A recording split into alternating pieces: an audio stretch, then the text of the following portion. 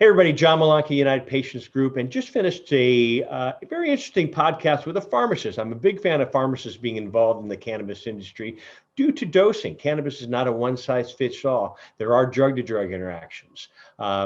You're going to the pharmacy to get your own pharmaceutical right now, and if you have questions, you're asking your pharmacist. And the same thing, I believe, should be involved when cannabis is involved. And a lot of states, besides California and Colorado, but a lot of states are incorporating pharmacists into their dispensaries, as well as into the different types of practices of dispensing cannabis as a medicine. Dr. Leah Johnson, and she is also known as holistic healer, but she is the owner of Alchemist Consulting here in California, but she works with patients and their families throughout the United States. So enjoy. Please leave your comments, share this post, like us, and if you haven't subscribed, hit the subscribe button as well. Enjoy. Have a good day. Bye-bye.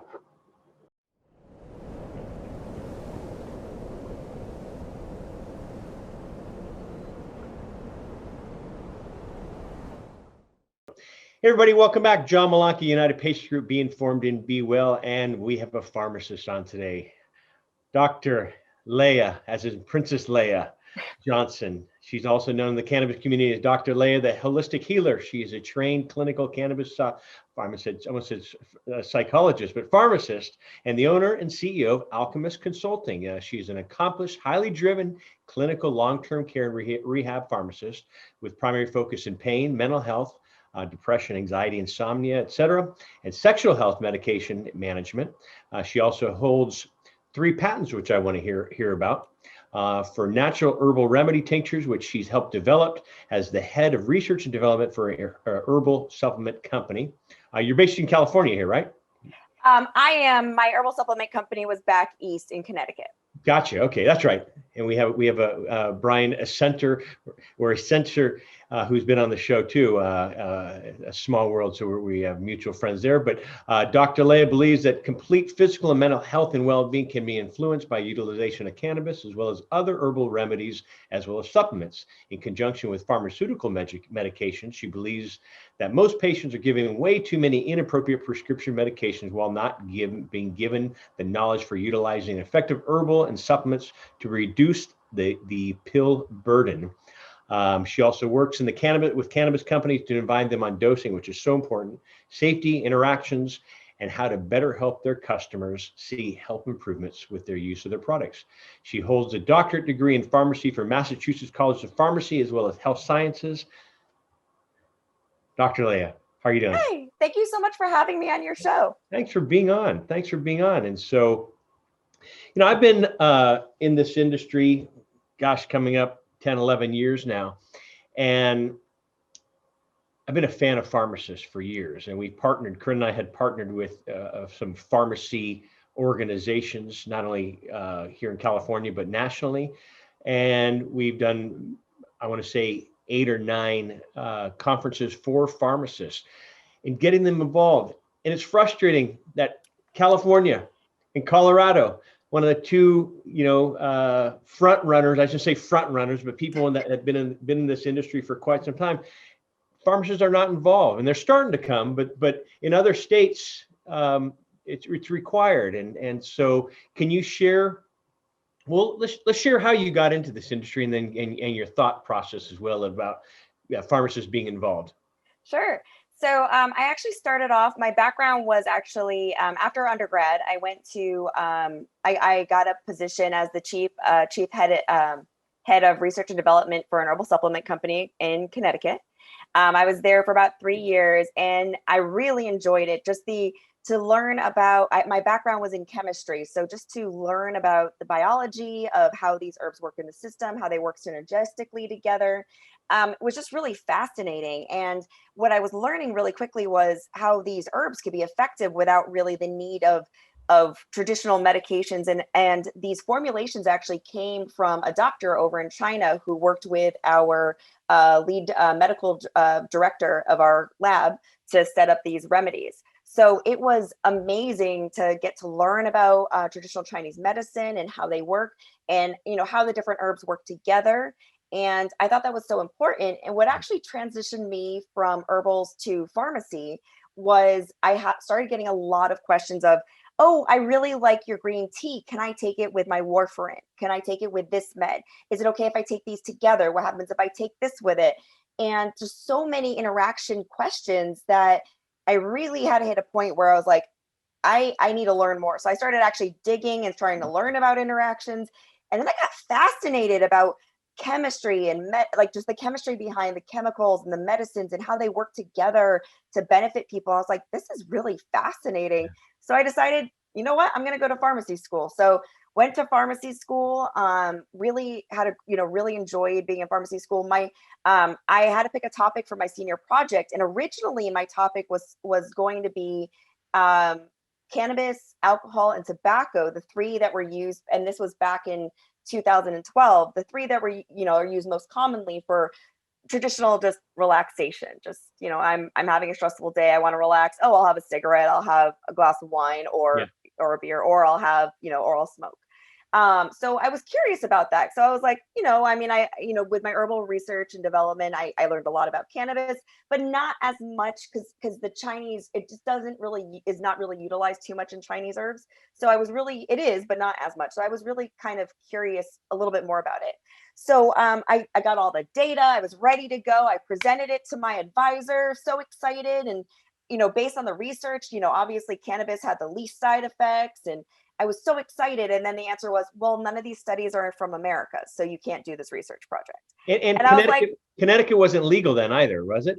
It wasn't. I was actually in Massachusetts at the time, okay. For Massachusetts College of Pharmacy, but still, it still wasn't. I mean, it was. I think it was only. I think it was decriminalized in California. I mean, and it was definitely medicinal in California, because I think medicinal was in the 1990s. Yeah, 96. That's what I was saying. Yeah. So it was medicinal, but like that was about it. But still, research cannot be done in a country unless it's federally legal. So even though it was medicinal in some states, it doesn't, or decriminalized in some states, it still wasn't legalized. And since it wasn't legalized, they can't do legal studies, because the only studies you can do when it's not illegal, when it's considered an illegal drug, is warnings and side effect studies. You can't do any benefit studies legally. So all the studies that came from America were all side effect studies, but none were medicinal benefit studies. Yeah. Where all the ones from Israel and Europe and Canada had tons of studies. But at the end of the day, because I was in an American-based school, they needed an American-based research, and since that didn't exist yet, I had to drop the project and choose a different. So, but I had learned so much, and I was just so fascinated about it. Again, the background of the herbal supplements, now the cannabis, and in pharmacy school, I'm learning about pharmaceutical meds, supplements as well. So just bringing that all together was just really fascinating to kind of say, well, I already knew people weren't using herbal supplements that much, from my time at the herbal supplement company. But then I also realized, well, people are also not really using cannabis or supplements properly either. They're only going for these prescription meds that their doctor put them on, and nothing else has been tried. And I was like, okay, well, I want to do something with this, because this seems kind of silly. So while I was in the research, and while I was the research development scientist, the 3 patents were actually in natural energy drinks. They actually had ribose and certain ingredients in it that actually naturally boosted your energy without any caffeine, but all just natural Chinese herbs. So my patents are in those, and also we did a skincare line with cocoa, because cocoa powder, the natural from like the cacao plant, actually is extremely good for your skin when you ingest it. So everybody's like, oh, well, chocolate makes you break out. It's touching things and touching your skin that make you break out, but ingesting the cocoa, especially the pure, all of our products were standardized. So we made sure it had a certain chemical ingredient in that was, had a certain percentage in it. So it was great because, we ingested it, the flavor was great, and it really did help like make a very like smooth kind of look to your skin. So those were my two fun patents. I'm a fan. That's I'm totally into all that kind of stuff. Yeah. So it works great, and it was just so much fun to do. Yeah. But there's just so much more but that's just one small segment of medicine. And Yeah. and people forget that medicine is a lot of things. It's not just one thing. I mean, even that's why I usually stick with a holistic approach, because I mean, yoga is medicine for the body, Qui-Gon, Tai Chi, any sort, working out in general could be therapeutic to the body. You just, as long as you're not overdoing it or hurting yourself, there's so much more than just medicine, because there's medicine is such a generalized term for something that just makes you better. So there are a lot of things you can do to make you better, and you just need to know how to use them properly. So once I got into the world as a pharmacist, I started off in retail, realized that sadly, as a retail pharmacist, you actually don't have any time to spend with any patients. You think you would, because they're right there in front of you, but you literally have no time. It's like, oh wait, you don't need a consultation? Great, let me go over there and let me review 100 more prescriptions ready to go. Yeah. So I was like, nope, I became a pharmacist to educate. I became a pharmacist to teach. I became a pharmacist so that patients are not on bad regimens anymore. And so then I moved on to long-term care, which I had a lot more access to the meds, a lot more access to the patients and to the prescribers. And sadly, in long-term care, you find the same thing. I could have a whole list of, this is not a good medication for this reason. This isn't, we need to switch to this. This would be better. They're on 10 high blood pressure medicines. Let's get them off of all of them and get them on maybe 1 or 2, maybe 3 if need be. And I would do all this, and I still felt, I worked with some great physicians, some great NPs, PAs, any provider. I worked with some great ones, but a lot of times I worked mostly with ones that are, well, I don't really understand that medication, and that's what they came into the facility on, so I'm just not going to change it, which is, in my opinion, bad practice. Yeah. If you have you have an educational healthcare professional educating you on what is maybe not recommended, you should listen. Because I mean, they usually, and if you don't believe them, ask for data, ask for articles, because the reason why the pharmacists are in these long-term care facilities is to get patients off bad regimens. Luckily, with some great prescribers I've worked with, I've been able to get, a lot. The old thought process is, we have a patient who has dementia and they're kicking and screaming and throwing things. Well, let's give them an antipsychotic because it will make them quiet. Well, that still happens on a daily basis in these long-term care facilities all over the world, all over the country. But if you actually go into the data, if you go into the data about antipsychotics, they cause psychosis if you don't have psychosis. So all you're doing is you're taking these patients, and you can't give this. Go ahead. Sorry. No, I was saying, and masking it sometimes. And absolutely masking it. And so and the problem is that before, the reason why this was the process was because they could put patients on such a high dosage of antipsychotics, it's called snowing them. It would knock them out and sedate them. So they would just kind of keep these older adult patients sedated. And now and then they realized, oh no, we can't have these high doses of antipsychotics anymore. So they started reducing them to proper doses. But now when they're at proper dose level, now they don't sedate anymore, and now causes psychosis. So, I mean, luckily I worked with some great prescribers, and I was able to get patients off of these harmful meds. I woke up a lot of patients from, I have patients who are saying, my mom's been sedated, has been like pretty much comatose for about 10 years. Oh my God. How did you wake her up? I go, I took her off her antipsychotic and I put her on something else to help with her moods, because her mood was why they put her on it to begin with. Nothing to do with psychosis. So so I was just so upset with that, and the fact that if I could help consistently, I think I would have stayed in that field. But learning and seeing that even with the knowledge, even with the data, even with the experience, a lot of providers are still frightful and fearful of doing anything to med regimens. And if they don't know it, they just leave it alone. And it's just bad practice is left to be bad practice. And I just didn't want to work with that anymore. I really wanted to be able to make a difference. So what I've been doing out of pharmacy now, still a pharmacist, of course, but I've been working directly with patients and directly with cannabis companies on the proper utilization of medications to get, like I said, a holistic approach. You've got the meds, you've got the exercise, you've got the food, you've got the herbal supplements, the regular supplements, the cannabis meds, just all encompassed. Because if you have everything together, that's when you're going to get your best benefit. You shouldn't, if you have a doctor who's giving you a med and then that didn't work, so they give you another med, and then that didn't work, and then they give you another med. Or if you have an ailment that had a side effect, so they said, oh, well, stay on your med. Well, here's that for that side effect, which then caused another side effect, and they give you another med for that side effect. Both are improper ways of prescribing. It's simple of, you give a med, oh, wait, that medication didn't work for you? Okay, well, let me wean you off that med and put you on this med and give that a try. And that's the proper way. You want people in the pharmacy world, every pharmacist will tell you, you need to be on the lowest dose that's the most effective. And the way to do that is start low and go slow. And you'll hear every pharmacist in the cannabis field, you'll hear everybody say the term, start low and go slow. And then that's the proper dosing. You talk about pills and one pill after another and pill. And then you remember I want to say about 6 years ago, they had another pharmacy commercial or pharmaceutical commercial, but it was opioid induced constipation. Yeah, it's like, here, if you have constipation, opioid induced constipation, here's a pill for it.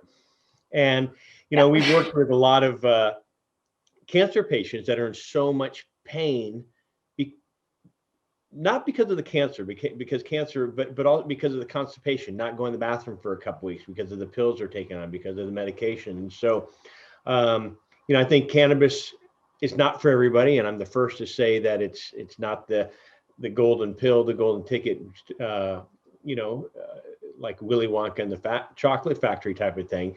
It combining it. I think education is very important. I'm a big fan of water intake, but exercise, sleep, what type of nutritional products and supplements you put in your body, and cannabis, and a whole round. It's like, okay, here, go. Yes, to go lose weight. Yeah, you can slow down your eating, but I think getting out, and even if you're able just to move a little bit, some exercise is important. So it's kind of a full rounded thing. I was going to ask you at the beginning of your bio, a lot of pharmacists that I know got into it because of their mom or dad or brother or sister or relative or friend. How did you get it? How did you pick this? So, sorry, mom. My mom, I was dead set. I want to be a trauma surgeon or I want to be an OBGYN. Dead set, no question. You couldn't have talked me out of it. So then my mom goes to talk to my aunt, who is an NP, and it was like, oh, well, you really don't want to do them. They're both really high malpractice. You should look into being a pharmacist. And then at that point, I was just like, so all you think I'm good about it? I can only count pills. That's all I can do and this is before I knew pharmacy, what it is. And, and I've always said to myself, if I could go back and do it again, would I be a pharmacist? Absolutely. Would I go back and be a retail pharmacist? Probably not. Except for possibly to get the same learning experience that I had. The groundwork, and learning to where you are now. I mean, everything's a journey. So exactly. But so I was actually really not into it. And then I learned a lot more about it. And what people don't really understand is everybody says, oh, a pharmacist is the person who stands behind the counter and counts pills, right? It's like, no. Pharmacists don't do that. They only do that if they're desperately short on help and they're desperate to get the meds out and they need an extra set of hands. So they count while they're reviewing, which is not recommended because it's always good to have somebody count so that you do the second double check.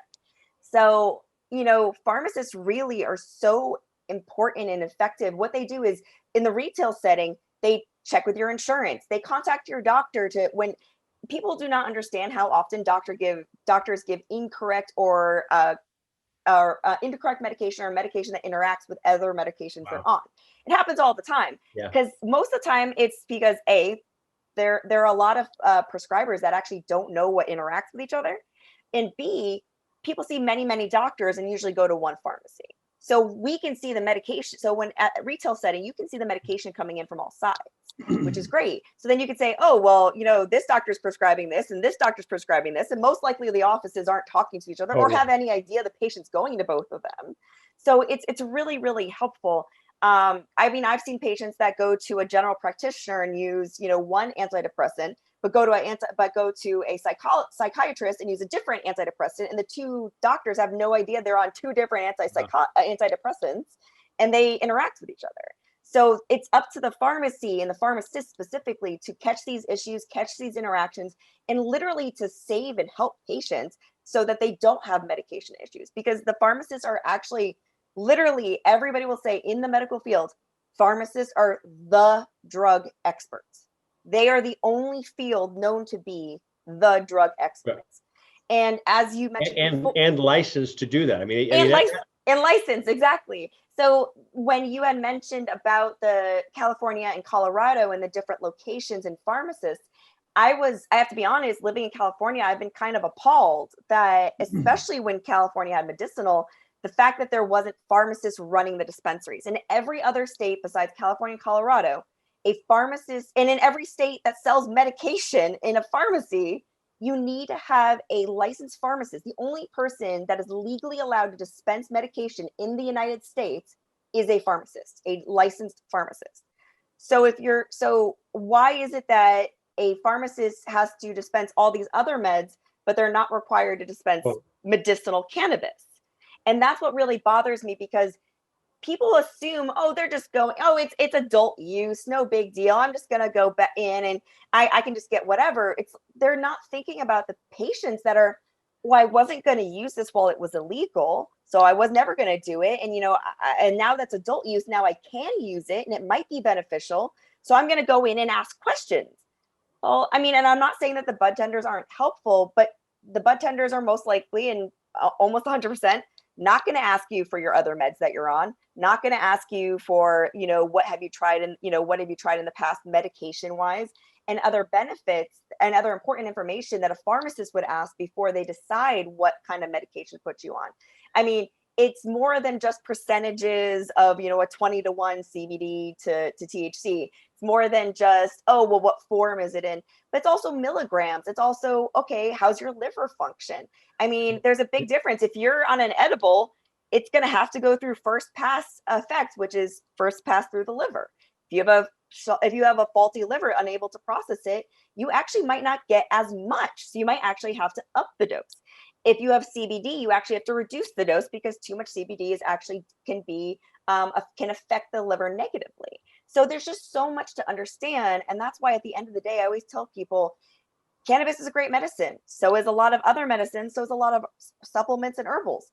But unless you talk to a professionally educated person on this stuff, you're most likely not, you're only going to get part of the story, and you really need the full story to improve your health. We run into that as, there are drug to drug interactions with with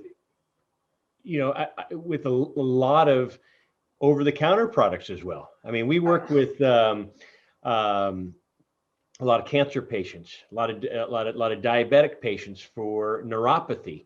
And Corinne and I have presented at their groups and sat in on their meetings, month after month. And a lot of them are so used to taking, 5 or 6 oxy a day, like you and I would take a breath mint, and they are introduced to cannabis, 2 milligrams. And next thing you know, they're climbing the walls because they're so high, and they're like, I'm not doing cannabis. I'm like, no, you're doing 6 to 8 oxycodones with cannabis, and it can double the intensity of the pharmaceutical.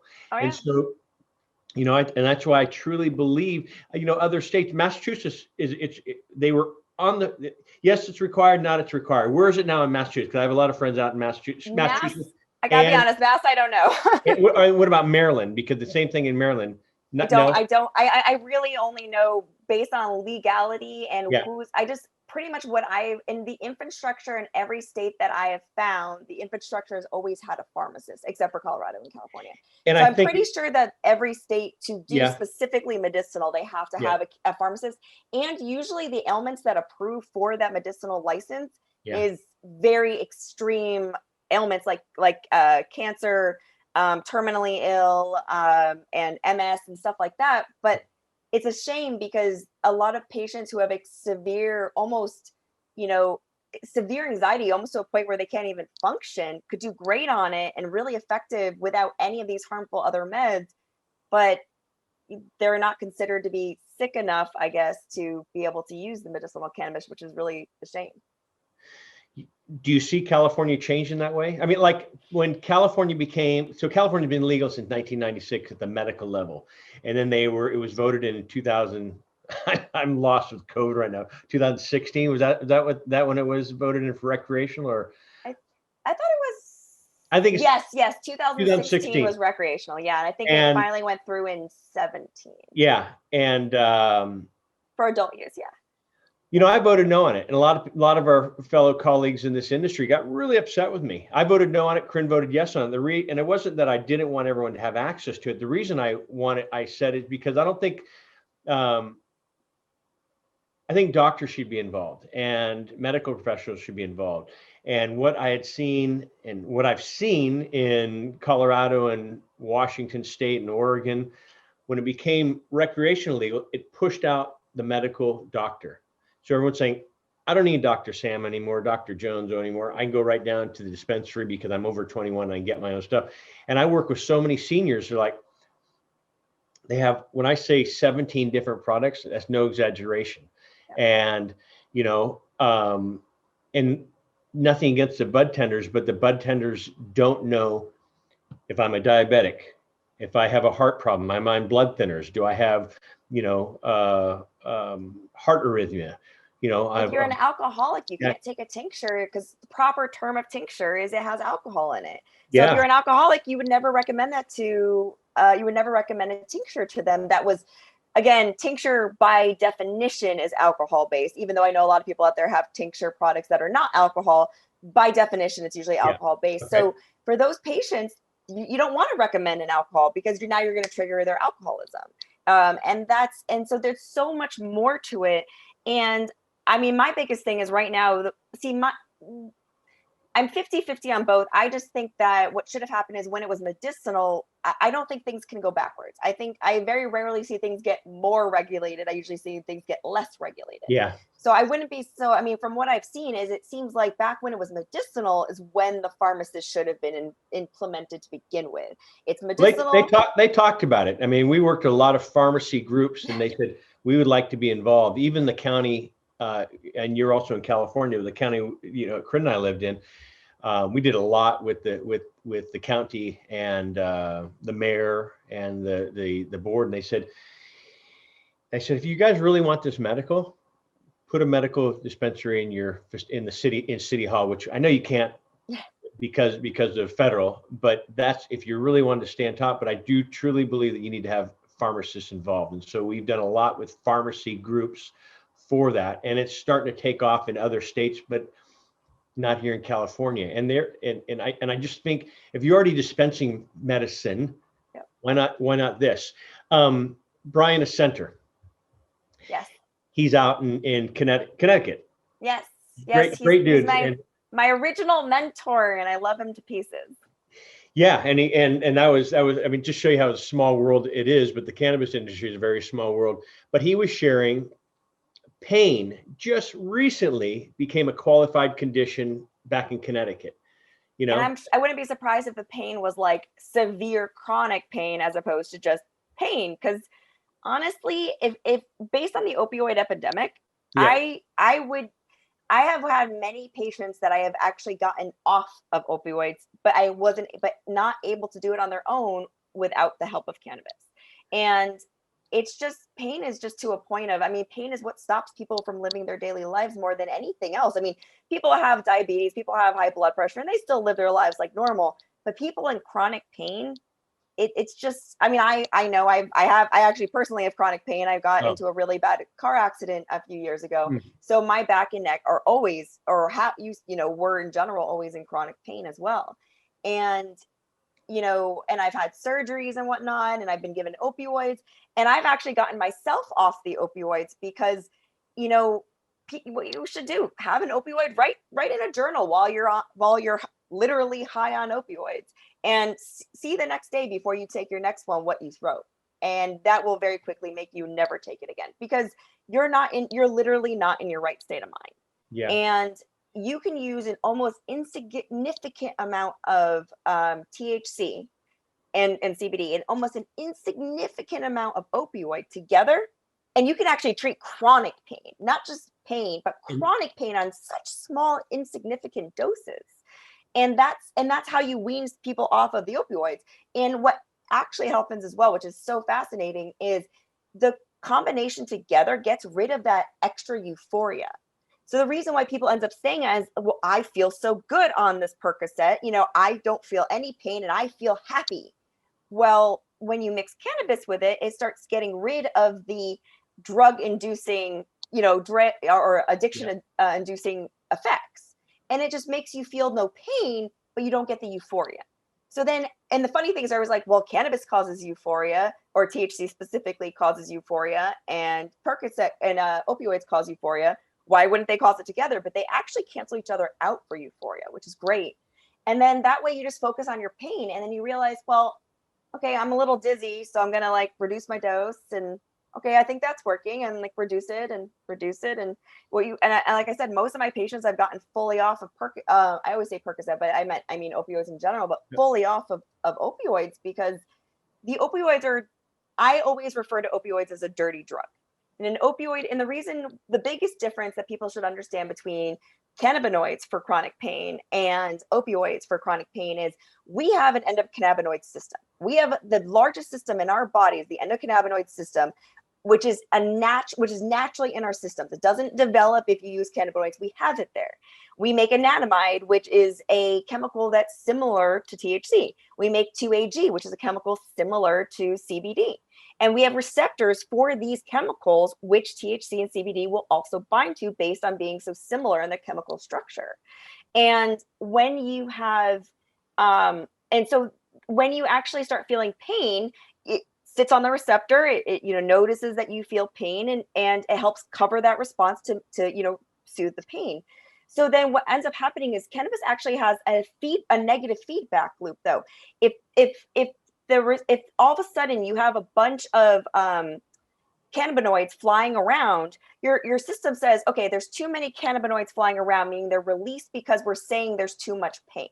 So instead of saying to the body, oh, well, we're just going to stay as we are, it actually downregulates your receptors so you feel less pain. Because what the receptor actually realizes is, oh, we need to downregulate. That's amazing. The body itself is fixing itself. It's healing itself. And that's how it should be. As opposed to opioids, we don't have an opioid system. So we don't have opioid receptors. Yeah. We have what's called mu receptors. Mu receptors is another system in the body. And these receptors are not just in areas of pain in your brain, they're also in your GI and in other places too. So the reason why you get constipated is because these chemicals, the opioids, when they go on the mu receptors, they aren't activating them. They aren't talking to them. They're just covering them like a sheet and quieting them. And so that's how it makes you not feel pain is, well, I can't feel pain because I've quieted my pain. So, but the body is really smart though. And the body's like, I don't care what you've just taken. I'm smarter. I know you're in pain. So I need you to know that. So instead of down-regulating receptors, they upregulate. So meaning that now when you've taken a Percocet or Norco or any opioid, and you had maybe 5 receptors saying, oh my God, I'm in pain. Well, now that those have been covered, your body maybe makes another 5 receptors. So when you finally come off of your opioid, instead of 5 receptors screaming in pain, you now have 10 receptors screaming in pain. And hence people have to keep upping the dose to cover the increased receptors. So that's why people always have to have slight pain when you wean them off of it. But with cannabis, you can avoid that because it's working on a completely different system to help the pain receptors. What do you say about the patient? Because I work with a lot of patients that are finding success. Say they're using 25 milligram, like you were talking about, a pharmaceutical. They use cannabis in conjunction, but they're able to take the pharmaceutical down to say 5 milligrams, use the cannabis 5 milligrams, and get the same amount of relief as if they were taking a 25 milligram pharmaceutical. So they're able to wean off, titrate down, I should say, with the medical professional, and have success, not having to take the heavier dose. I do a lot with the pain community. Claudia Morandi, who I just had on the show, I've had her on the show a couple of times. She does a Don't Punish Pain rally for patients. And because a lot of doctors now, especially on the East Coast, I do a lot with Connecticut and Massachusetts and Maryland, the doctors now. So who she fights for are the patients, but also the doctors that are getting their red flagged and hand slapped, and they're afraid to write a prescription now, knowing that they, prescribed it to their patient who has fibromyalgia or Crohn's, 2 years, 5 years prior or whatever. And now they're saying, I'm sorry, Leah, I cannot write you a prescription anymore. It's like, what do you mean? You're the one that I'm taking you give me 30 a month. I'm not doing 80 a month. I'm doing 30 a month. And there's some days that these patients are having some rough days, and they take, they're out on day 28 and the pharmacy won't fill their prescription back and say, oh, you're red flag, you're an addict. And that's a tough thing, because knock on wood, thank goodness I'm not in pain. I ran into this when my wife was going through this, and her doctor prescribed a pharmaceutical. And we went back to the doctor and they said, let me give you a higher dose. And we went back and CVS wouldn't fill it. And I'm sitting there like, just tears in my eyes saying, oh my gosh, to see my wife in pain, and so so when it's tough to see that. And I've talked to a lot of patients. I've talked to a lot of spouses that have gone through this and seen their loved one. But anyway, but the pharmacist stood up and said, let me see what I can do. Yep. And I remember after Corinne passed, I went in there and talked to her, and I just said, that day, I'll never forget what you did for me, and I appreciate it. And so she says, so pharmacists are human too. They're not just back with a white coat on and say, it's coming. So the Alchemist Consulting, and I love the name. And I grew up overseas, so I grew up in Asia. My dad was in banking, so we lived over. So I went to school with people from all over the world, but I was introduced at an early age to Eastern medicine, Western medicine, alternative medicines, massage, Tai Chi, Qigong, all that stuff. And so you sharing this, you're speaking my language, and I just think, to get the whole body in balance as well. And so our doctors are naturopaths, and naturopaths, they can, a naturopath, when you get a blood test, will give you A through double Z, where normally a doctor will give you A through Z. And so I think it's important to think outside the box. It's not just a one size fits all. Here's a pill, take it, and you'll be healed. That's what I explain to actually patients all the time. Is a lot of times it's okay, well, and that's why when I give presentations and when I do speaking events, a lot of times people want to come up to me and they ask, or if it's on a video, like they'll contact me directly and they'll say, okay, I need help. Tell me what dose for anxiety. And it's like, the issue I have with Western medicine, which is the same thing I have with pretty much anything else, is we're all, even twins, even are different people. Like, we are all different people. We all have different bodies. We function in different ways. It's never one size fits all. Do I think, and so even in the pharmaceutical world, okay, well, 2.5 is too low, but 5 milligrams is too high, but we need to make sure we're treating it. So I guess we'll go slightly higher. And so it's like, well, maybe if there was a 1 milligram, you could give them okay, you need 3 specifically instead. And since we can't do that with Western medicine, it is what we can do with Eastern medicine and cannabis medicine, is make sure we're titrating and using it and focusing on it properly. And that's why, even with opioids, I have no problem with opioids if they're used properly. And also with the other thing, a lot of times opioids are prescribed to a level of no pain, of, oh, are you feeling any pain? Nope. Okay, you're at a good level. If you're actually slightly less and, I kind of I'm good, I'm functional, I might feel slight pain, but I'm functional. That's actually kind of where you need to be, because you need your body to understand it's in pain and heal on its own. When you cover all the receptors up with Percocet, or with opioids, every time you Pfizer, whoever the company is going to come kill me. But opioids, the problem with opioids is when you cover those new receptors, you've run into the issue of your body going, oh yeah, I'm fine. So I don't need to learn to function myself. I don't need to learn to heal myself. You really need to give your body the ability to try its best. And also a lot of people try to do one thing. It's like, well, this thing, if this works, I'm just going to keep increasing it. Maybe instead of using one thing and using high levels of it, just use a little bit of this and a little bit of that. It's actually the problem I have with Epidiolex as well, which so actually that was my next topic with you. So let's go right into that. Perfect. So Epidiolex is a great drug for seizures and that kind of thing. The problem with Epidiolex, though, is it's very high dosing because it has no THC. And what they've learned over time in studies is that even a small, almost insignificant amount of THC makes the CBD more effective, and you can use it at a lower dose due to the entourage effect. And the same thing goes backwards. You know, if you want to take THC and you want it to be less psychoactive, add a little CBD to it. So you have too much psychoactive ability, add some CBD to lower it. But you can also utilize each two. It's interesting. They both lower each other's side effects while increasing each other's effectiveness. They're fascinating how they work. And that's, like I said, that's called the entourage effect. So when you're using it in that way, you could actually, if a small, almost insignificant amount of THC was added to Epidiolex, you could actually give it to patients at a much lower level. Currently, at the higher level, you do run into liver problems. It does affect the liver that they found. Not to everybody, but on very, very high doses, it does. So that's definitely an issue, but there's a way around it. But because THC is not approved, they can't use it. So that's why, like, towards the end of working with older adults, which is the new fun term that we use for elderly, it's older adults. They changed it. So what we're doing with them, though, is I would utilize the meds because they're all Medicare and Medicaid, so you have to do federally approved medications.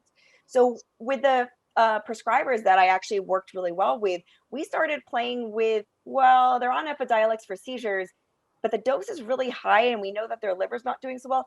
Let's give them a small, almost insignificant, let's just give them one pill once a day of Marinol. Let's see how that works.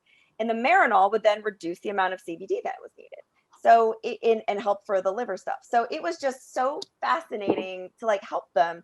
And we utilized it with, failure to thrive and everything like that. But just in general, they need to be used together, and you need to be careful of the medications when you're trying to use one or the other. Everything really needs to be used and to be examined as a whole. There's so many topics I want to talk about, GW pharmaceutical as well, but also Marinol in there. So I have a friend, she's 20 years old, functioning autistic. And so I introduced cannabis to she and her family, her parents.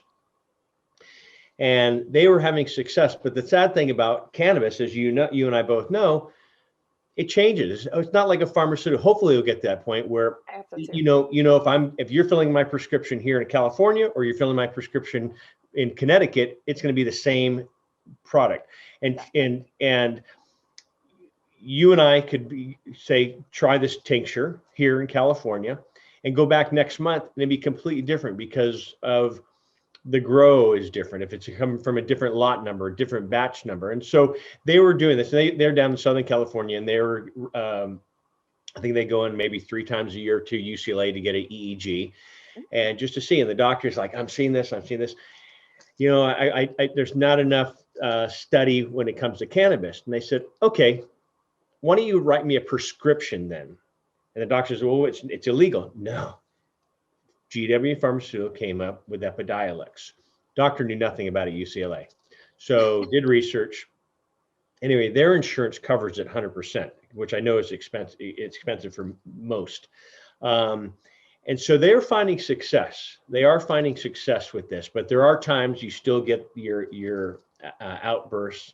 And then Epidiolex and the pharmacy will say, sorry, you're calling your prescription too early. It's like, listen, if you want to see what, our daughters like, some days is like this, some days it's like this, we have to not everyone's the same.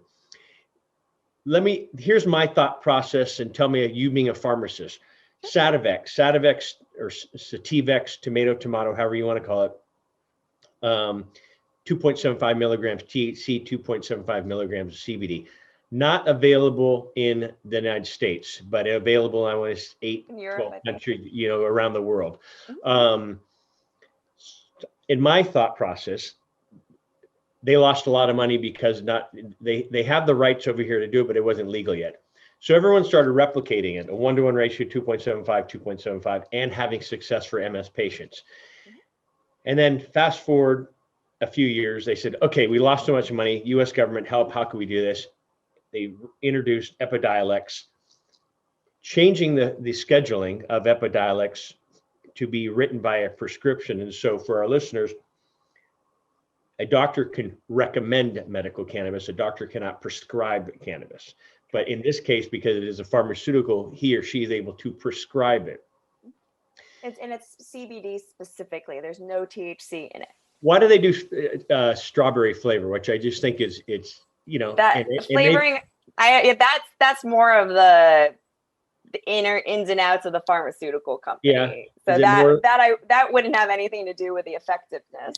Yeah, but no, I know that. But I just think that I don't want to make it look like candy. I remember when I was a little kid, my parents were out of the country. My grandparents are watching me, and I had a fever, and I ate the whole bottle of St. Joseph's orange things because it tastes like candy. And I mean, imagine. So I think that they have to flavor it because CBD is actually quite bitter. It's a very, very bitter product when it's all natural. So they need to cover that flavor. And also the majority of people that usually use Epidiolex are children, and many different age groups do. But being that it is mostly children, it's hard to get children to take medication anyway. So actually in most pharmacies, if you do have a liquid medication, you can in most pharmacies, they usually have a flavoring thing where they can actually change the flavor because they know that kids are so picky. So, for example, amoxicillin always comes as bubble gum. That's just how the product comes. But there are actually a lot of kids that don't like bubblegum flavor. Yeah. So what they would do is they can put a flavor muter in. So it actually makes it so it tastes like nothing. Then they put this other flavor to then balance out the flavor. So it tastes like cherry or banana or whatever. So the flavor would most likely be just to make sure the kids actually take it. And also probably strawberry might have been chosen. Again, this is just just speculation, but strawberry might have been chosen because maybe it's a stronger flavor to cover that bitter flavor of the CBD. You being a pharmacist, what about the kids that are allergic to strawberries, which a lot, get rashes? Anything with that, with the flavoring in that? Again, you would need to check with GW to pharmaceuticals to check to see if it is. Most of the time, the flavorings are usually artificial. Yeah. So if they're artificial, then it's just you don't have to worry about it. But if they are natural, then yes. So you definitely need to. If a person has a child who is allergic, or anybody who's allergic to strawberries, I would definitely check with GW Pharmaceuticals before you or Biosciences before using it. Well, so I know a lot of people in the cannabis industry will probably get upset with me about this, but it's working for her, and meaning Epidiolex is working for her. And the problem though is that a slight, even almost like I said, even if she were to use probably 1 tablet of Marinol, she could probably even bring down her CBD. Well, I wrote liver here because I'm going to call them afterwards. Hey, you might want to take a look at that. And then so. But the so the biggest thing other people need to especially for the audience is CBD is CB2 receptors, which are mostly the periphery. So it's mostly like, the reason why high CBD is so effective for agitation and anxiety is because anxiety is not usually just I'm anxious. It's usually like, oh my God, I'm tense in my body and I can feel the tension everywhere. And like my heart's racing and I'm just panicking. So the CBD calms all that down. But it doesn't help with the brain effects. So if you just take CBD for anxiety, it will help you physically not feel anxious, but your brain's still going to flutter. So you need just a slight amount of THC to balance it. And that's why for most you usually get 20-to-1, which is 20 times more CBD than THC, but still a slight amount just to trigger that. But for pain, you want more of a 1-to-1. Again, dosing matters based on the patient. And, it's like a 1-to-1. Oh, that's a little too sedating and not as effective. Okay, up the CBD, lower the THC. It's effective, but still sedating. Okay, well, then we're going to lower the THC and you just play with it as is. You get different ratios and you figure out what works for that specific patient's ailment. And unfortunately, it's like trial and error. You finding that sweet spot. And so before we move on to Marinol, so is my conspiracy theorist mind, am I on or off on that in the mindset of they didn't make the money they wanted with Sativex, but they worked with our government to change the scheduling just for that product? Well, CBD though, as far as I know for the scheduling, I thought CBD was never a Schedule 1. It was never really classified. It's funny. I had a lawyer on recently and I said, he goes, as my father would say, it's as clear as mud, meaning the CBD laws. And so exactly. it's still there. I know the UK is running into this. Here it's 0.3% THC. Over there, they're doing 0.2%. And I think now they need to go to full straight, not an isolate, but straight, meaning isolate crystals, but straight, just no THC, broad spectrum. Broad spectrum, yeah. Broad spectrum. So, okay. So check Sativex, checks Epidiolex. Next, and let's go with Marinol. Yep. So Marinol, a synthetic form of THC developed, I believe, in 1985. Legal in all 50 states, written by prescription. But not all, it doesn't work. Doesn't sometimes take about 2 weeks to get in the system, like some pharmaceuticals. It's not instant. It depends on the patient, really. It depends on the patient. I mean, so there's a couple different things. THC in general, in the most bioavailable form, so like let's say in the inhaled form, which is usually the fastest, most effective, where you can get the most out of it, that still is not, I believe that's about 40% bioavailable in general. So even the plant-based alone is only about 40. And Marinol is about half of that. It's about 20 to 40 inhaled, and it's about 10 to 20 for the Marinol. Gotcha, so that's the first thing. Also, the other thing is it's not decarboxylated. So what makes cannabis effective is that it's decarboxylated, because otherwise it's THCA. THCA is also effective in the body, but not in the same regards as THC alone. Can you talk about that? So I've talked about it many times on the show, but can you use your definition of, because when people see all these cannabinoids and what is a cannabinoid and what's THC, and then you say the acid form, they say, well, I don't want to get high, so it's not like LSD acid, it's the raw form. So can you share, the precursor. You being a doctor, you want to share? Sure. So I refer to it as a precursor. Okay. It's kind of the best way I can explain it so people don't. I never use the term acid because I know it's going to confuse patients. So I always use the term precursor. So it's kind of like vitamin D2. It's a great example. Or vitamin D2 is the non-active form of vitamin D. Vitamin D, and it's also plant-based, and I don't recommend it. So if anybody's on vitamin D out there, take vitamin D3. That's what you want. Vitamin D3, though, is the active form that can be utilized properly in the body. So you could still use vitamin D2, but it needs to be activated to vitamin D3, which then you can utilize. Okay. So why go through all of that and make your body do all this work and only utilize half of what you're taking or some of what you're taking versus just using the active? It's the same as using, so it's any medication that has a precursor. It's like, do I want to get some of it or all of it? So when I see THCA is, okay, you've got your precursor, that's great. And then when it's decarboxylated, now it's in its active form. So you can definitely have THCA and have some effect from it because your body's going to heat it up, but it's not going to ever hit the same as when it's actually either ignited or when it's actually vaporized, when it's heating that higher levels that your system cannot get to that level. So you might be decarboxylating a small amount in the system if you were to take THCA specifically, but you really want THC because that's the active form that your body can then utilize. So, and so that's bad enough. But so when you start with a non-decarboxylized and a synthetic, I mean, you already have less bioavailability, meaning that it's going to be absorbed less into the system when you already go down to the synthetic form. And then even more so because it's not the exact form for the decarboxylation, which is what you really, really need to then have the active effect.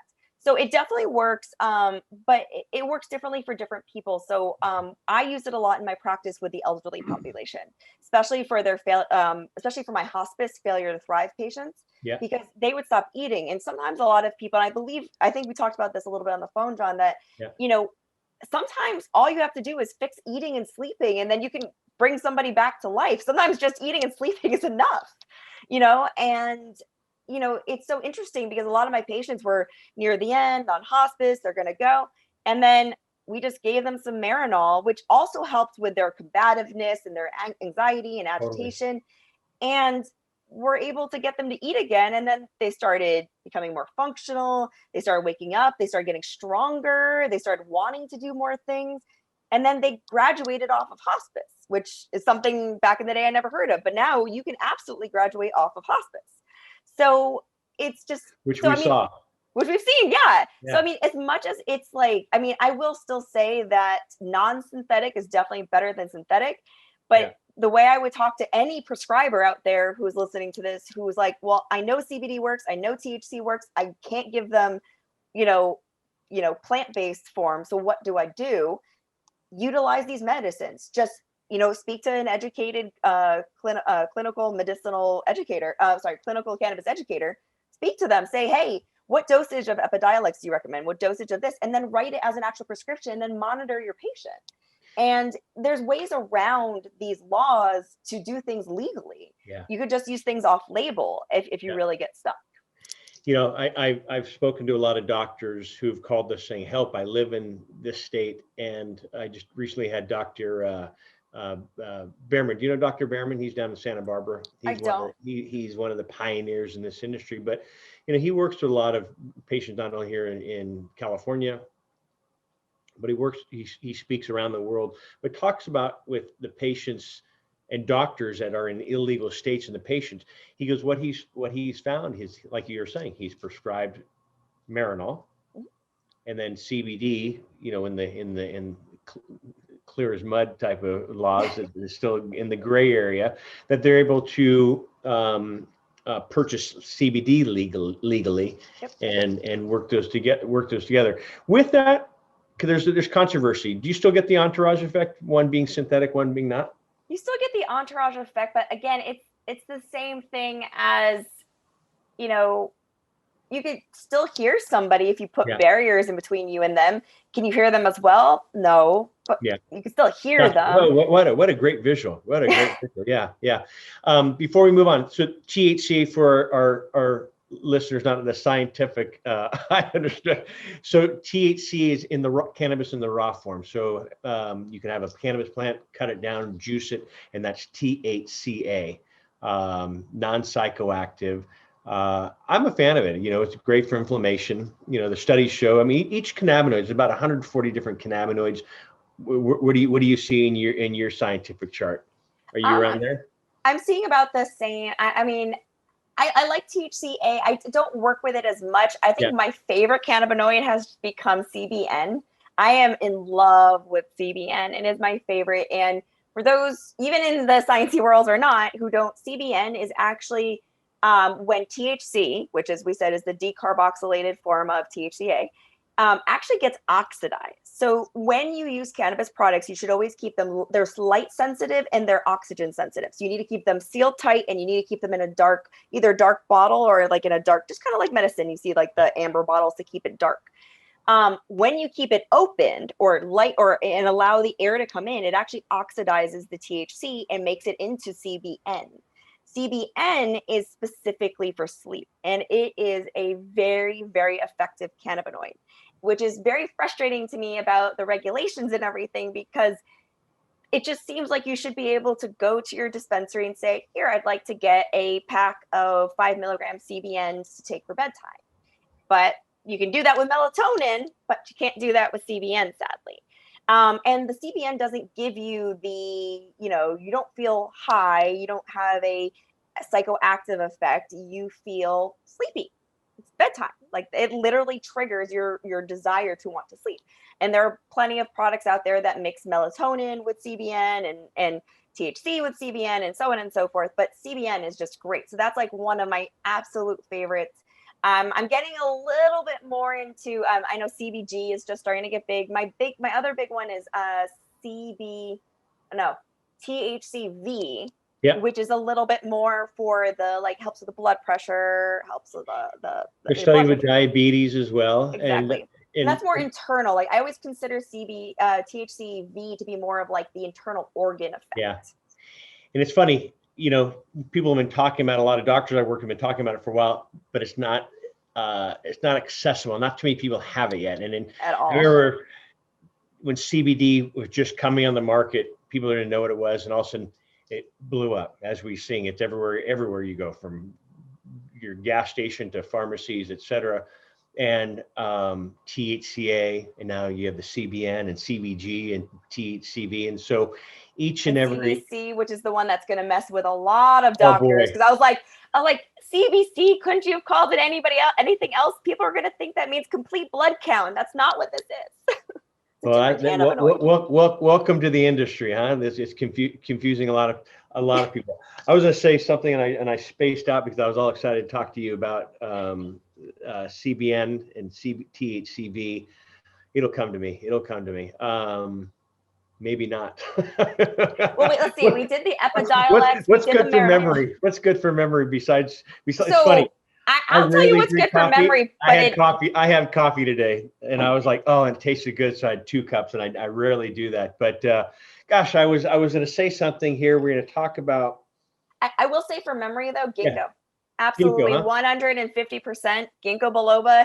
It's got to be standardized. It has to say the word standardized. I will say, as much as I don't want to promote any products, but Nature's Bounty I know has to standardize, and that's what I use. Yeah. And what it does is it thins the blood. Again, no cannabis whatsoever. This is just straight ginkgo biloba, and it thins the blood, which allows, because the only way your brain has energy and can function is not with, it can't process the glucose that your body breaks down. It has to do for ingested. So what it does is it actually works as a great vehicle to get that glucose from the ingested food up to your brain faster. So then standardized it helps, ginkgo, standardized though. Standardized ginkgo biloba, yeah. And it's amazing. And the funny thing is, I did it all through pharmacy school, and I found that my retention, and what it really helps with more than anything is retention of memory. So what I found is, so then after pharmacy school, I was like, I'm not in pharmacy school now. I'm not studying. I don't need it. Stopped using it for a good 2 years, and was like getting to a point of, wait, where was that? Wait, what was I doing? And then I had that, and then I said, you know what? Why don't I just start taking it again? Start taking it again. I was able to retain again. And it's less about actual memory and more about just retaining that information that you learn. So studying ginkgo biloba is great for studying because it keeps it in there, keeps it in the brain. Well, I'll start taking it, and maybe tonight when I'm brushing my teeth, I'm like, oh, that's the question it was right there. It was a perfect question leading into pharmacists and cannabis and something. So I apologize to you and to our viewers as well. So with you not working for a brand pharmacy anymore, and I know Brian was the same way, and he went to his own private practice. And so what you're doing, can you talk about Alchemist Consulting and what you're doing with your partner as well on helping? Yeah, so we're doing so Alchemist Consulting is kind of just my general headline, because I'm like, I need some sort of company to run under. But I do a couple things under it. I actually do, so the 3 things I do is I'm a speaker and educator. So whether that's on the grand scheme of, speaking like this type of presentation or speaking to a group of people, I do that kind of stuff. I also work directly with patients, but when I work with patients, it's not as simple as here's a medicinal medical card for cannabis, since A, I can't do that anyway, but B, what I do is I go through every single one of their labs over the last year. I go through all of their meds. I go through all of their ailments. I go through absolutely anything possible that they are on, and I review everything together. And then I sit down with them and I give them, depending if it's a patient with like a lot to go through, about in 1 hour review. If it's something like, oh, I've already changed my meds, I've already worked with my doctor, I'm on like almost nothing, and I just need a little help with cannabis, we'll usually do a half-hour meeting. And this is to go through everything, so we're not missing anything. Like one of my patients, half of the issue was they were on meds to cause anxiety. So that's why the patient was having anxiety. Plus the cannabis helps to also reduce it. So for that, so I do work with patients. I also work with cannabis companies directly also for, hey, I know let's say they're working on a product and you mentioned that the product is for this and it can be used. Oh, this product is great for everybody with pain. So then I will work with them and say, okay, well, this is an adjustable product for pain. Do you have any waivers or disclaimers about other meds that these patients are on? What if they're using things? And these are things that a lot of companies don't think about because most of the time they don't have a healthcare provider on their team. So I help to guide and educate these types of companies for this to help them work with patients. And then, so as Alchemist Consulting, though, I'm doing two other things. I'm also doing a wellness retreat with a couple of colleagues, and it's called the So you guys can look us up because we do have a website. I think it's up. It's called California Wellness Retreats. And what these retreats are is actually it's an overnight. It'll be 1 to 2 nights depending on the event. You actually go to these farms, to an actual cannabis farm, and you're on the premises. So part of the experience is going to the farm, having the farmer explain the different growing and how different growing affects the different flavonoids and how different terpenes, and how the terpenes affect the flavor and how they affect and other health benefits of the terpenes, and how growing causes different abilities and different terpenes and cannabinoids to grow. Then we're going to come back. We're going to have, we'll have an evening yoga session. We'll have we're going to have, food that's, as clean as we can. I wouldn't say it's going to be gluten-free and stuff like that. It's going to be as clean as possible, not, nothing just, hey, we're going to get McDonald's and no, it's going to be like clean, healthy food. And then I have like a kind of a session with the whole group, which it's usually no more than about 10 people.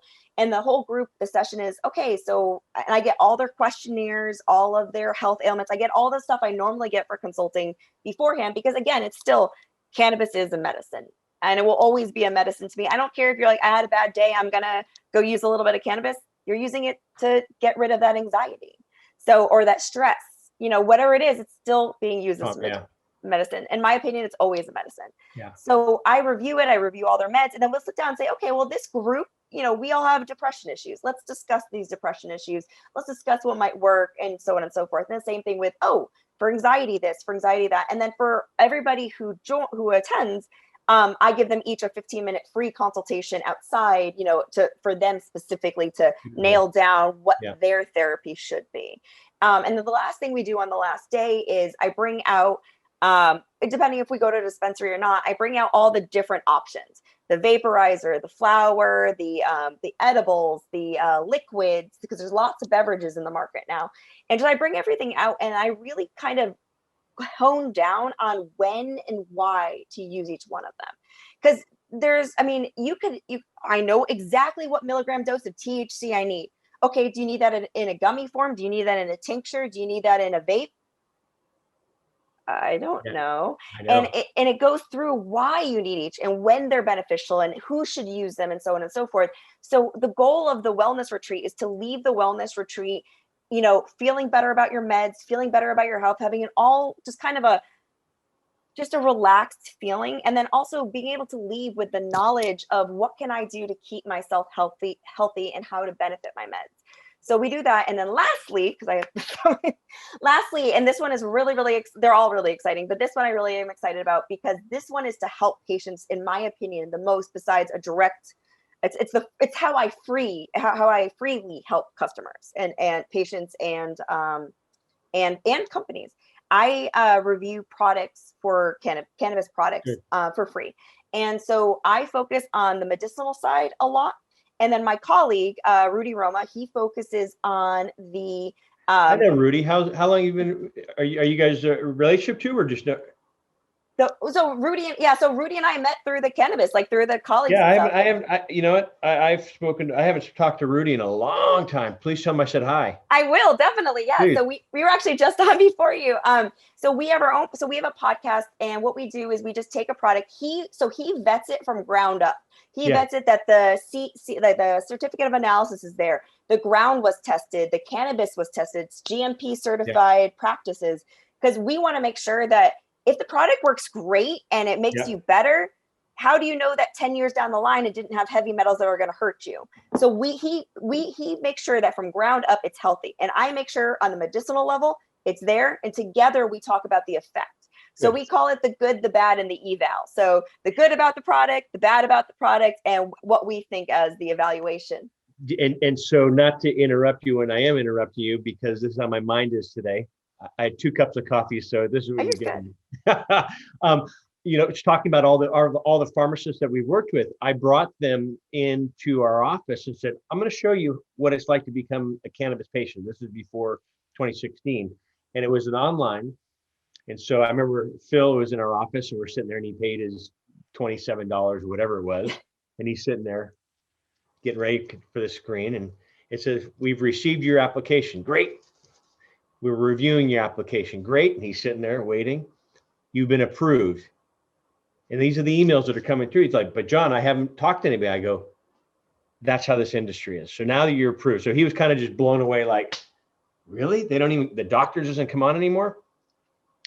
So that's the good and bad about California Exactly. then. And so I took a group of pharmacists, and these are all retired pharmacists of 50 years, and I took them through San Francisco, and I did the good, the bad, the ugly. Nice. Of dispensaries, walking in, some clean, they know their stuff, others mispronouncing CBD. I mean, that's one of my biggest pet peeves. And when people, it's like, how do you mispronounce or miswrite it? What's the word? Spelling error on that.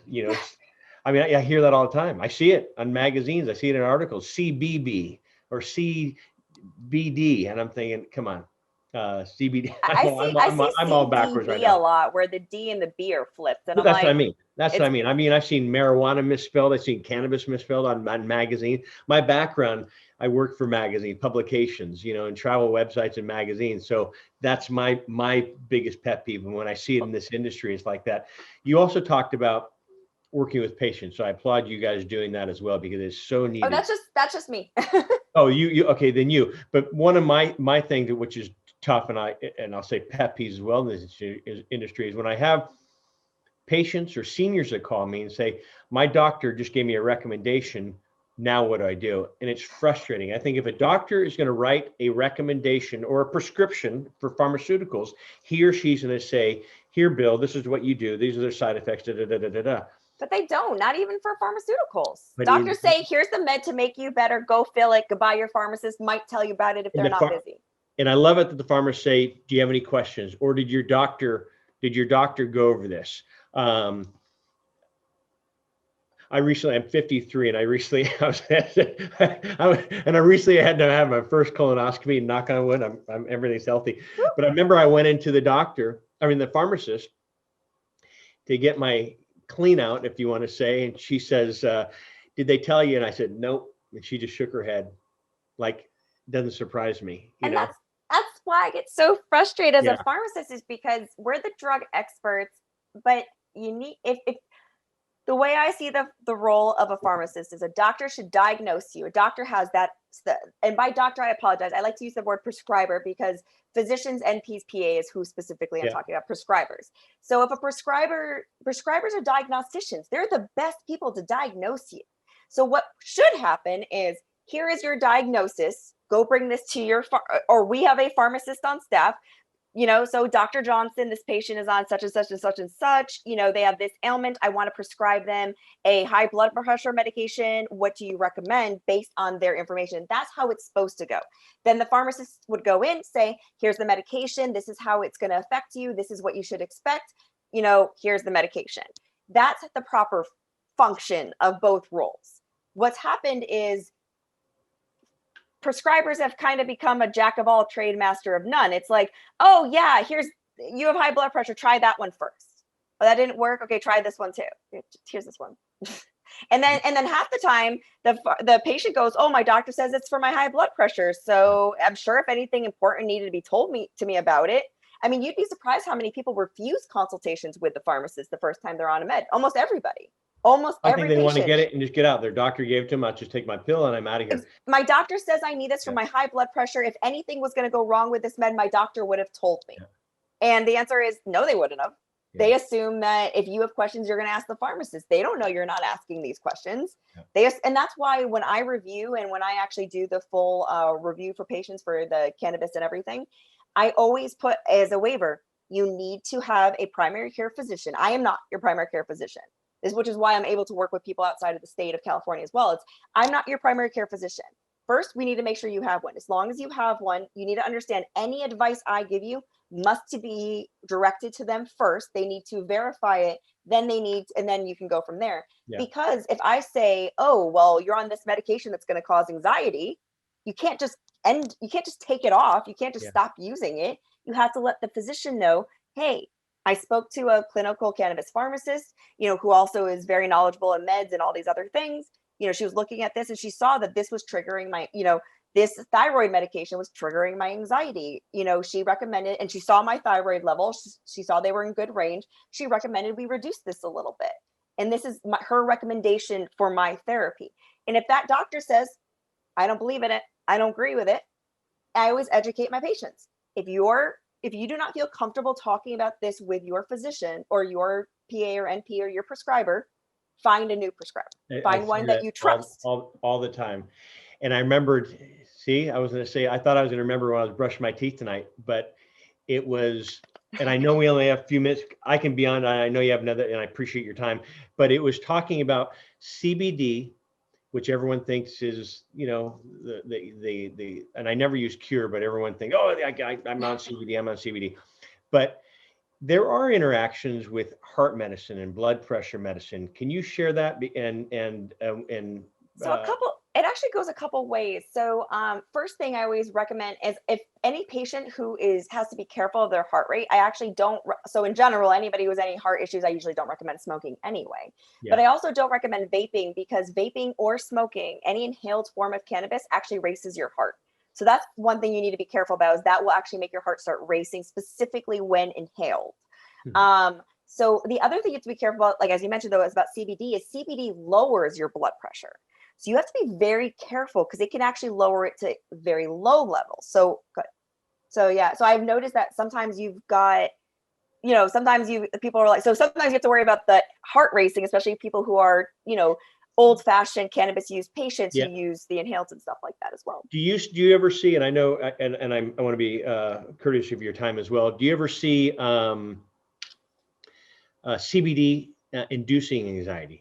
Because I'm sensitive to alcohol, butter, salt, everything, and even medications. And sometimes I can feel it that it's amping me up. And at nighttime, I do use CBD for sleep, higher doses, and I have success that way. And so, do you see that as a doctor or pharmacy that it does induce anxiety? Well, so actually most CBD, most cannabis in general has paradoxical reactions. So it works both ways. So I actually now, and everybody's different. Like me, I can't sleep on CBD. I'm one of those weird people that like if I have CBD, I'm like, and I'm like, I'm energized. Yeah, I was like that too. And a doctor, she said, John, trust me on this, go higher levels of higher CBD. Levels. Yeah. And so I do that now, and it's like I sleep like a baby. The problem is for me, the amount of high levels I'd have to take to sleep would be like really high. Whole bottle. Yeah, exactly. Like, here's all my CBD. But I find so the CBD, I do love it for the energy effect, but it is true. The more you take of it, the more of a calming effect it will cause. I and lots of my patients who are not cannabis naive, who have used in the past, are actually getting rebound anxiety from THC. Is very common. So I mean, most of my patients have rebound from THC, where they're like, it said it's good for anxiety, but I swear to God, I'm getting more pain. It's like low levels, like very low levels are good in anxiety. That's why it's high CBD, low THC for anxiety. As soon as you and by high, I mean like 10 milligrams, which is not even considered high, but when mixed with the THC, it's a good high level. Well, good. So anything's paradoxical. So if you go too much of CBD or THC, you'll get the opposite. Well, I appreciate. I know you have another call here like right now, and I appreciate your time and your knowledge. And please say hi to Rudy as well. It's been a while. I mean, when I say why, I want to say last time I spoke with him was probably about 2013, maybe 2014. So please give him my best. And will do. Are you And guys? it's called CannaWorks Showcase. That's the name of Are our you a business partner or a couple? I don't mean to get personal. business couple, business partner. Yeah. Yeah, we met strictly, and we both said, you know what, we're so sick of the fact that patients can't find good products, and half the patients have to go online. Yeah. Because they don't have a dispensary or they don't have the license for it. So when they go online, it's like, well, what's a good product? As you know, even regular non-cannabis products online could be shoddy. So it's like, well, what's a good product? So we said, we need to show patients how to find reputable meds so that they don't need to waste their money. Because a lot of these cannabis products, especially CBD, are very expensive. It is, and I think it's a need for patient advocates like what we're doing, and so I applaud you guys for what you're doing as well. And even sometimes when you go into the store, and I've been in dispensaries with patients, and and kind of hand holding them and say, we'd like, our doctor recommended THCA, and we don't have THCA. And I'm like, it's right there. Turn around. Oh, I didn't realize what that was, and so. Ask questions. And if that does happen to you in a dispensary, ask for the manager. Yep. If you feel rushed by the sales clerk, ask for the manager. Say, I'm brand new here. I'm a medical patient. I'm brand new here. The first time I've been in a dispensary. And it's kind of scary. The first time I brought Corinne into a dispensary, she thought, what am I doing here? And I said, it's okay. It's legal. We're not doing anything illegal. So anyway, Leah, Princess Leah, Dr. Leah Johnson, I appreciate your help. The holistic healer, and Alchemist Consulting. You can find her online.